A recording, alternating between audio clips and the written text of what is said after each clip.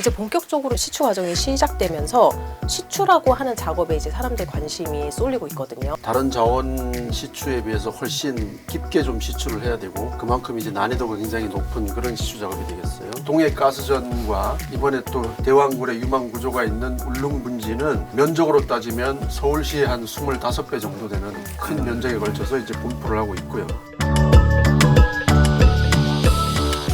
시청자 여러분 안녕하십니까? 오늘부터 동해드림 두 번째 시즌으로 찾아뵙게 됐습니다. 첫 시즌에서는 동해 심해 가스전 개발 사업이 어떤 사업인지, 왜 해야 하는지, 그 경제적 효과는 어떤지에 대해 알아봤었는데요. 이번 달 중순부터 대왕고래 프로젝트가 본격적으로 시작되는 만큼 앞으로는 좀 더 현장감 있는 이슈를 다룰 계획입니다. 앞으로도 많은 시청 부탁드립니다. 오늘은 한국석유공사에서 30년 넘게 유전 개발을 맡으셨고 지금은 한양대 자원환경공학과에서 화학을 양성하고 계신 이승국 교수님 모셨습니다. 교수님 안녕하세요. 네, 안녕하세요.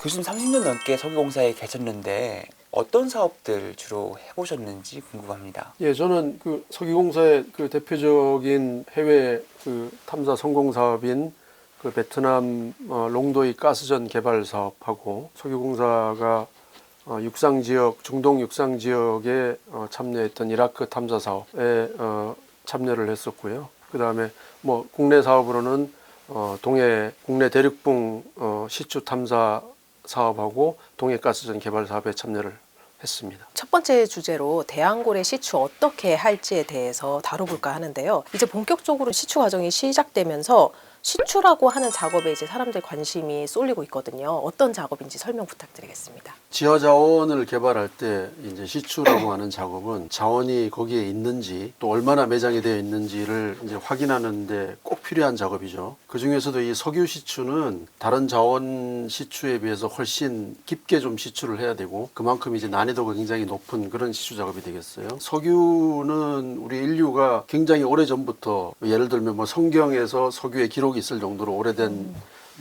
이 역사를 가지고 있는데요. 뭐 노아의 방주에서 뭐 이 방수 역할을 하는 혹은 뭐 이 메소포타미아 문명의 건축물이랄지 또 이집트 미이라의 방부제 같은 데서 역청이라고 해서 그거는 이제 지표로 이렇게 노출된 이 이제 석유를 사용을 한 건데요. 당시에는 이게 굉장히 신비로운 존재여서 뭐 악마의 눈물이다 뭐 이런 식으로 불리기도 했었죠. 근데 이제 그때 그 후로도 이제 지하에 석유가 있을 거라는 의견은 계속 있었고요. 그러다가 이제 1859년에 이제 미국 펜실베니아 쪽에 이제 타이터스빌이라는 곳에서 한 30m 정도 깊이 시추를 하는데 한 1년 정도 걸려서 이제 시추를 해서 석유를 이제 뽑아낸 것이 근대 석유의 시작이다 그렇게 이제 볼 수가 있겠고요. 그 이후로 이제 회전식 시추 방식이랄지 그 다음에 뭐 이수순환 시스템 또 뭐 MWD 같은 이런 첨단 기술이 계속 개발되고 이제 또 이게 발전이 되면서 현재는 뭐 시간당 한 100m 정도 시추도 가능할 정도로 지금 이제 기술이 발전이 됐어요. 만약 이러한 기술 발전이 없었다면 뭐 지금처럼 그렇게 큰 이 전 세계 석유 매장량을 확보하기는 뭐 쉽진 않았겠죠. BP라는 그 메이저급 석유 회사가 매년 이제 이 석유 에너지 통계를 발표를 하는데요. 거기 보면 현재 전 세계 석유 매장량이 한 1조 7천억 배럴 정도로 지금 아직까지 있다고 그렇게 이제 발표가 되어 있는데 전체적으로 지금 그 하루 평균 소비량이 한 9,800만 배럴 정도 되거든요. 그러면은 지금 20년 전에 BP에서 발표한 자료를 보면은 그때는 매장량이 1조 3천억 배럴이었어요. 그러면은 그게 20년 동안 한 5천억 배럴 정도 썼다고 보면은 실제로는 그 20년 동안 석유를 굉장히 많이 소비를 했음에도 불구하고 아직 남아있죠. 네, 그럼에도 불구하고 오히려 우리가 앞으로 더 그 쓸 수 있는 매장량은 더 늘어나서 한 9천억 배럴 정도가 20년 동안 더 늘어난 거죠. 이렇게 석유가 계속 사용함에도 불구하고 늘어나는 이유는 탐사 기술이 계속 발전을 하면서 발견 지역도 다양해지고 특히 이제 육지에서 바다 그리고 심해까지 이게 탐사가 계속 확장되기 때문인 것이죠. 그러면 교수님 이게 우리가 계속 쓰는 속도보다 어떻게 보면 찾아내는 속도가 더 빠른 거잖아요. 과정이 또 시추라고 말씀을 해주셨는데 시추에도 여러 가지 이제 또 목적이 다른 시추들이 또 있나요?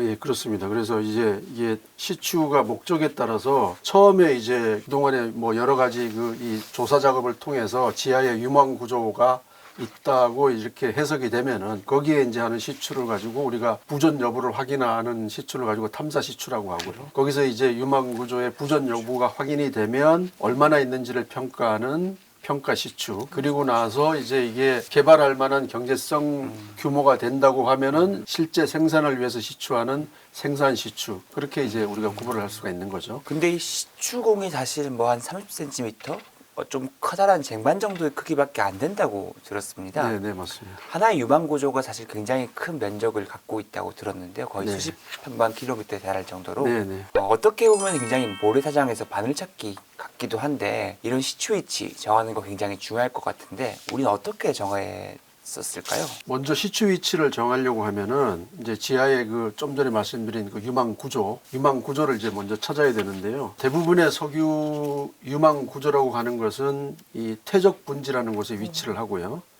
퇴적 분지는 뭐 아시겠지만 지각 변동으로 이렇게 지형에 이렇게 약간 움푹 꺼진 형태로 지금 만들어진 그런 분지 형태의 낮은 지형에 이렇게 퇴적물이 계속 아주 오랜 기간 동안 이렇게 쌓인 그런 지역을 가지고 퇴적 분지라고 하는데요.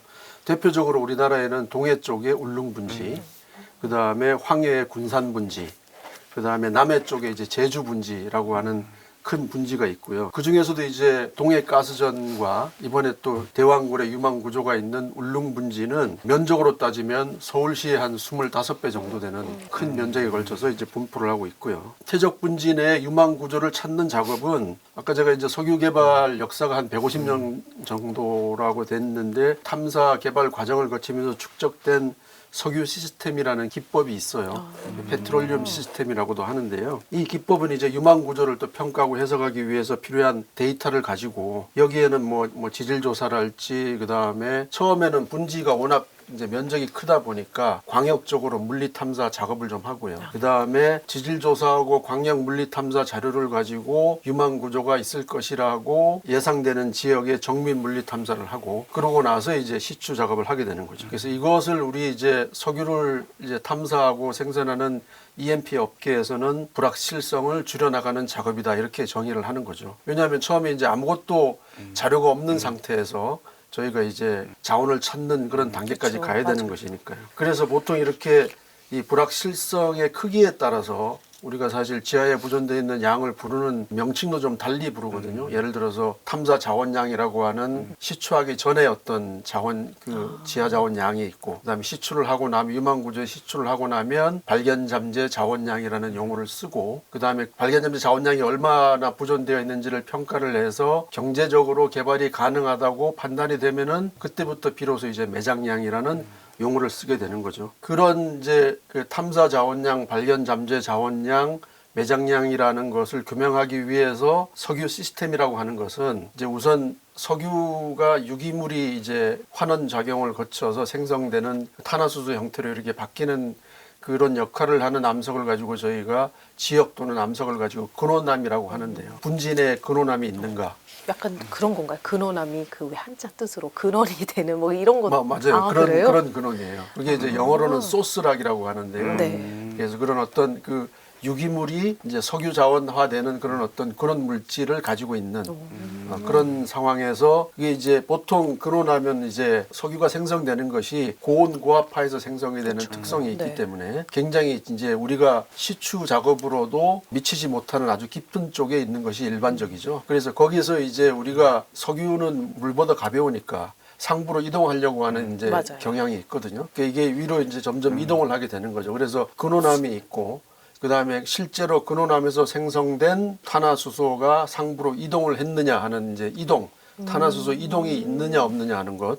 그게 두 번째고 그렇게 해서 이동된 탄화수소가 뭐 그냥 지표면으로 다 이렇게 노출이 돼 버리면은 우리 옛날에 우리 선조들이 썼던 그런 뭐 역청이나 그런 형태가 되는 것이고 네. 지하의 어느 지점에 구조가 있어가지고 트랩이라고 하는데요. 트랩이 있어야지만이 그게 또 거기에 이제 저장이 모여 있게 되고. 되잖아요. 덫을 우리가 그걸 넣듯이 집적한다고 얘기를 하는데요. 예. 덫처럼 그렇게 가둬놓는 건가요? 그렇죠. 트랩이라는 맞습니다. 이름이? 그래서 이제 트랩이라는 표현을 쓰는 거죠. 트랩이 있느냐 없느냐 하는 게 세 번째 조건이고 그다음에 그 트랩 내에 좀 더 세부적으로 들어가서 석유하고 가스를 담을 수 있는 어떤 암석의 틈이 있느냐 그런 걸 이제 저희가 저류암이라고 하고요. 네. 그다음에 트랩 바깥으로 석유가 도망가지 못하도록 덮는 어떤 덮개암 같은 것이 또 있느냐. 물론 덮개암과 저류암이 트랩의 구성 요소라고도 볼 수가 있고요. 그렇게 해서 이 5가지 여건을 가지고 저희가 석유 시스템이라고 하고 그래서 우리가 어느 유망 구조에서 석유를 찾는다고 하는 것은 그 유망 구조에 석유 시스템이 작동이 된다라고 이제 저희가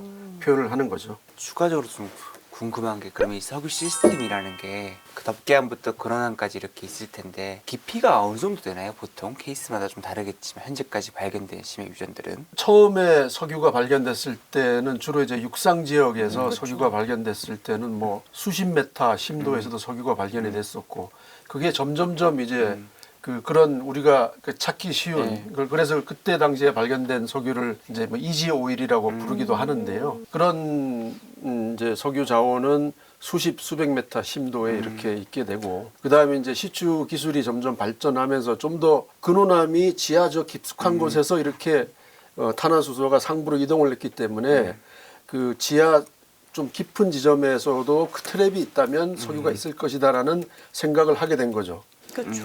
그러니까 그 트랩이란 것이 그러면 어느 정도 심도까지 있을 것이냐 하는 거를 저희가 이제 유출할 수 있는 거잖아요. 그건 아직 물음표죠. 그런데 그게 지금 이제 대부분의 원래 물음표로 시작을 했는데요. 네. 대부분 발견된 석유를 추세를 보면은 뭐 수천 이제 2,000m, 3,000m 그 정도에 주로 발견되기도 하고 그게 또 너무 깊어져 버리면 하기가 힘들죠. 온도와 확인하기도 힘들고 온도와 압력이 높으면은 석유라기보다는 오히려 가스화 돼가지고 이제 더 점점 더 트랩이 되기 힘든 그런 형태가 되기 때문에 지금 현재 저희가 과거에 이제 이지 오일 시대를 지나고 현재 발견되는 이제 석유 자원의 발견 심도는 저희가 주로 3,000m 내외 정도로 이렇게 볼 수가 있겠죠. 그러면 이게 이 석유 시스템이라는 안쪽에는 뭔가 모래 같은 게 막 차 있는데 그 사이로 석유나 가스가 흐르고 있는 그런 모습인가요? 그렇습니다. 저희가 이 저류암이라고 하는 것이 보통 이제 아까 제가 약간 좀 어려운 용어로 이제 저류암, 네. 덮개암 그렇게 얘기를 드렸는데 저류암이라고 하는 것은 우리 그 모래사장 생각하시면 돼요. 물론 그거보다는 훨씬 더 지하에는 압력하고 온도가 높아서 좀 더 단단하지만 모래사장에 저희가 예를 들어서 뭐 기름을 떨어뜨린다고 하면 기름이 그 모래 틈새로 다 스며들잖아요. 그런 형태라고 생각을 하시면 되고 그 다음에 덮개암이라고 하는 것은 진흙 생각하시면 되거든요. 그러니까 모래보다는 입자가 훨씬 치밀한 아주 그런 그 진흙 같은 성분이 암석을 구성을 해서 이거는 이제 뭐 기체건 액체건 이제 통과할 수 없는 아예 없게끔 예, 단단한. 아주 치밀하게 단단한 그런 형태가 되는 거죠. 그래서 일반적으로 트랩 내에 덮개암이 상부와 측면을 가로막고 있고 그다음에 말씀드린 모래사장 같은 그런 저류암이 어느 지층을 가운데 지층을 형성하고 있어야지 근원암 밑에서 올라온 석유가스가 거기에 이렇게 집적이 되는 그렇게 돼 있는 것을 가지고 저희가 유망구조라고 하고요. 그러니까 이제 그 유망구조 내에 석유가 있는지 없는지 확인하는 것은 시추 작업을 통해서 하게 되는 거죠. 그러면 이제 유전 개발에 대해서도 궁금해지는데 이제 여태까지 석유 이제 시추 이런 과정을 말씀해 주셨잖아요. 그 유전 개발이 육상에서 처음 시작을 했는데 이게 심해로 지금 시추가 네. 가고 있잖아요. 네네. 특히 대왕고래는 심해 네. 돼 있는데 어떻게 이렇게 차이가 조금 있는지. 일단 뭐 저희가 일반적으로 생각하기에 보통 우리가 심해라고 하면은 바다 깊이 수심이 한 500m 이상 정도 돼야지 이제 저희가 심해라고 이제 얘기를 하는데요. 저희가 생각해 볼 수가 있는 게 시추라는 작업이 저희가 이제 형상을 좀 보면은 우물 있지 않습니까? 네. 우리가 아는 우물 같은 형상을 가지고 있어요. 이게 원형으로 돼 있고 이제 수직으로 이렇게 들어가는 그런 형태인데 이게 우물은 저희가 수메타 내지는 깊어도 이렇게 예를 들어서 이제 사람이 팔 수 있는 그런 깊이 내에서 이제 우물을 저희가 찾는 거잖아요. 네. 근데 이제 이 석유 시추는 그거보다 훨씬 더 밑에 있으니까 처음에 저희가 한 뭐 지름이 1m가 조금 안 되는 팠을 때 그 우물의 깊이는 한 저희가 한 50m 정도 파내려가죠 처음에는. 그렇게 파내려가고 그 다음에 아시겠지만 파고 나면 이게 압력이 압력이 있고 하니까 이게 자꾸 원상태로 복원하려고 하는 힘이 작용을 하니까 파고 나서 빨리 거기다가 이제 바깥에다가 저희가 강관 그 철 뭐 이렇게 박는 거죠. 원형으로 된 철 관관을 저희가 케이싱이라고 하는데요. 그거를 설치를 해서 한 50m 깊이까지 설치를 해서 공벽이 무너지는 걸 막은 다음에 시멘팅을 해서 다시 견고하게 하고 그 다음에 그거보다 조금 작은 구멍을 또 뭐 예를 들어서 그 심도를 한 500m 정도까지 또 시추를 해서 또 그 층이 무너지기 전에 또 채우고. 또 작은 네. 강관을 집어넣고 그다음에 시멘팅을 해서 고정을 시키고 그런 작업이 이제 계속 반복이 되면서 마지막에는 거의 한 30cm 정도의 이제 구멍까지 해서 뭐 수천 미터를 내려가게 되는 건데요. 깔때기처럼 이렇게 그렇죠. 그런 되는 형태죠. 그러니까 느낌이군요. 뭐 우리 초고층 빌딩이 밑면적은 넓고 위로 올라갈수록 점점 좁아지잖아요. 근데 이제 그거를 이제 그 역으로 이제 이렇게. 역으로 이렇게 네. 심해 시추 같은 경우에는 네. 더 어떤 식 바다잖아요. 더 그렇죠. 복잡할 네. 것 같은데. 저희가 생각해 보면 바다라고 하는 것은 예를 들어서 그 유망 구조가 바다 어느 지점에 있다고 하면은 거기에 무슨 표식이 있는 게 아니잖아요. 그 이제 일단 그 유망 지역 그 구조 시추 지점이 어디 있는지를 찾아가야 되는데 그 찾아가는 거를 저희가 이제 포지셔닝이라는 작업이라고 하는데요. 뭐 포지션의 위치를 잡는 뭐 그런 거잖아요. 요즘 저희가 뭐 내비게이션에서 우리가 일상생활에서 쓰는 그런 GPS라고 하는 시스템을 가지고 저희가 휴대폰에 지금 뭐 위치를 다 이렇게 알 수 있잖아요. 그렇죠. 그거와 같은 원리로 이제 바다에서도 위치를 찾아가고 그다음에 이제 거기 위치를 찾아가게 되면은 그 시추선이 그 자리에서 시추 작업을 하는 동안 계속 머물러 있어야 되잖아요. 그래서 바다 이렇게 망망대해 보면 뭔가가 이렇게 떡하니 있는 게. 그렇죠. 그렇게 있는 건데 바다에서 그거를 배를 잡을 수 있는 방법은 이 닷을 놓는 방법이 있고요. 그럼에도 불구하고 이게 흔들릴 수밖에 그렇죠. 없잖아요. 거기 뭐 파도도 있고 조류도 있고 하니까. 그러니까 이제 그거를 이제 다이나믹 포지셔닝이라는 기술을 적용을 해서 한 자리에 머물게 하는 거죠. 그렇게 머물게 해서 거기서부터 이제 수심이 500m 이상 1000m 정도 되니까 수심이 1000m 정도 되는 지점까지 수직으로 이제 우선 그 바닷물 그 시추선과 그 목표하고자 하는 그 해저 지점까지 수직으로 관을 일단 놓고요.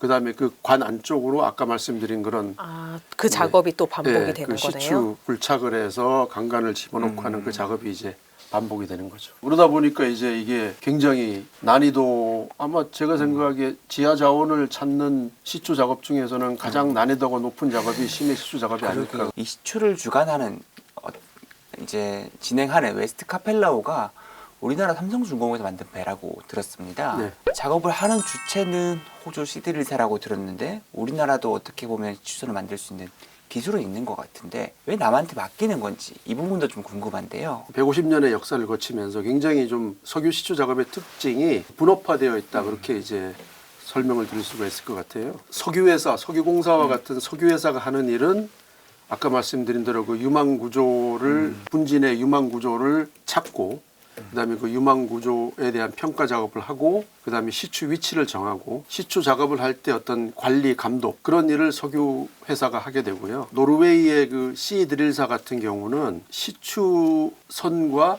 시추 인력을 가지고 석유공사가 그 제공해준 시추 프로그램에 따라서 시추를 작업을 실제로 하는 그러니까 예를 들어서 우리 뭐 그 국내에서 건물 같은 거를 지을 때 시행사가 있고 시공사가 그쵸, 있는 형태가 맞아요. 똑같은 하잖아요. 형태인 거네요. 그런 걸로 이제 석유공사는 시행사 역할을 하고 이제 시드릴사는 시공사 역할을 하는 거죠. 근데 이게 이제 워낙 좀 시추가 특히나 심해 시추 같은 분야는 좀 이 고도의 난이도가 있고 하다 보니 그리고 그 우리나라 같은 경우는 지금 사실 심해 시추 경험이 그렇게 많지 않으니까 이런 전문 용역사들은 이제 주로 해외에 있게 되는 그런 경우여서 이제 해외 우리나라는 이 시추선을 가지고 이렇게 시추 용역을 하는 회사가 좀 그런 용역사가 부재한 그런 상황이 된 거죠.